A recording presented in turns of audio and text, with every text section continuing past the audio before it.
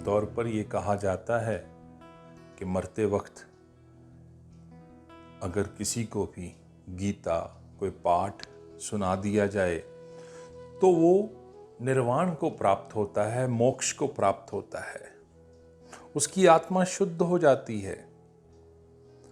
मरने के समय अगर मन की दशा शुद्ध हो तो आदमी स्वर्ग को जाता है। ये बातें बहुत धोखे की हैं, एकदम झूठ हैं। जो मनुष्य अपने आप को धोखा देने की कोशिश करता है, ये उसके सबूत हैं। मरने के वक्त मन की जो दशा होगी वो वही होगी जो सारी उम्र आपने किया है। मृत्यु तो सारे जीवन का सार है, सारे जीवन का निचोड़ है। ये नहीं हो सकता कि सारे जीवन आपने टेम्पर लूज किया हो, आपने घृणा की हो और मरते वक्त चित्त आपका प्रेम से भर जाए। इससे ज़्यादा असंभव बात कोई नहीं है। ये नहीं हो सकता कि बीज हम कड़वे बोएं और फल मीठे होएं। बीज तो यात्रा की शुरुआत है और फल उसका अंत।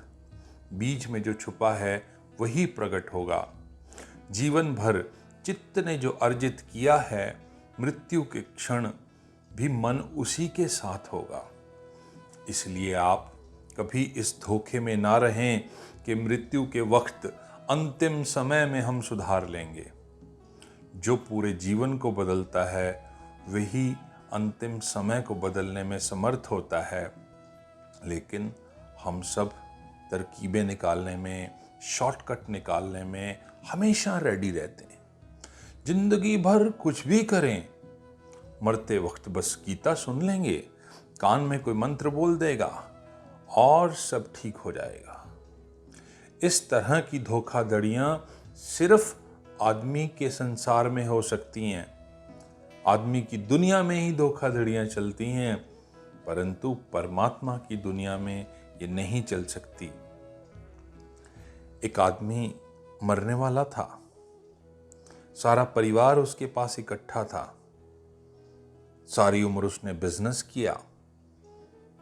मरने की घड़ी आ गई। उसने अपनी पत्नी से पूछा कि मेरे बच्चा कहाँ है? तो पत्नी बोली, आपके सारे बेटे, बड़ा छोटा मंझला, सब यहीं पे हैं, आप बिल्कुल चिंता ना करें। इतना सुनते ही वो आदमी उठकर बैठ गया। उसने कहा, इसका मतलब सब यहां पे हैं, तो बिजनेस कौन देख रहा है? जो सारी उम्र आपने बिजनेस किया है, मरते वक्त वो बिजनेस दूर नहीं हो सकता। जो गीता आपके सामने पढ़ी जा रही है वो नहीं हो सकती, क्योंकि मन कोई सडन हैपनिंग की घटना नहीं है। पूरे जीवन में हम मन का निर्माण करते हैं, चित्त का निर्माण करते हैं, और वो जैसा निर्मित होता है वही सामने होता है।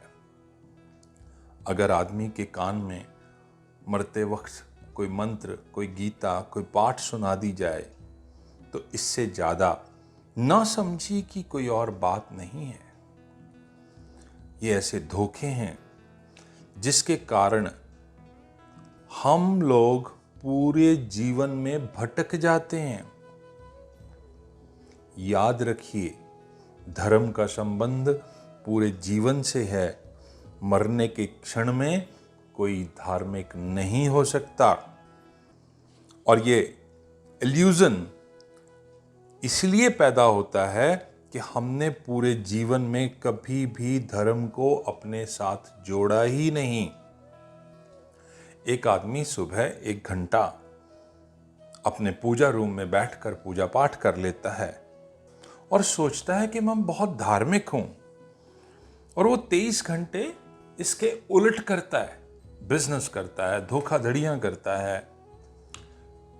तो जो 1 घंटा आपने धर्म के लिए बिताया है वो बिल्कुल झूठ और धोखे का है। जहां आपका मन 23 घंटे रहा, जिस बिजनेस में रहा, जिस पाप में रहा, वो वही रहेगा। गंगा गौमुख से निकलती है, हिमालय से निकलती है। अगर कोई कहे कि वो हरिद्वार में, ऋषिकेश में या काशी में पवित्र होती है, उससे पहले और उसके बाद में पवित्र नहीं थी, तो कौन मानेगा इस बात को? गंगा तो एक सतत है, जो कि गौमुख से लेके अंतिम तक, जो कि काशी से पहले गंगा घाट पर वही गंगा है, वही गंगा। यह नहीं हो सकता कि गंगा काशी से पहले अपवित्र हो जाए और काशी पे पवित्र हो जाए और उसके आगे अपवित्र हो जाए। हमारा चित्त भी एक गंगा है, चित्त की भी एक कॉन्टिन्यूअस फ्लो है। यह नहीं हो सकता कि 1 घंटे के लिए जब आप मंदिर में बैठें तो वो पवित्र हो जाए और वो 23 घंटे अपवित्र रहे। ये संभव है तो चित्त की धारा पवित्र होती या अपवित्र होती। इन दोनों के बीच में कोई तीसरा विकल्प नहीं है। लेकिन हम धोखा देने में बहुत होशियार हैं।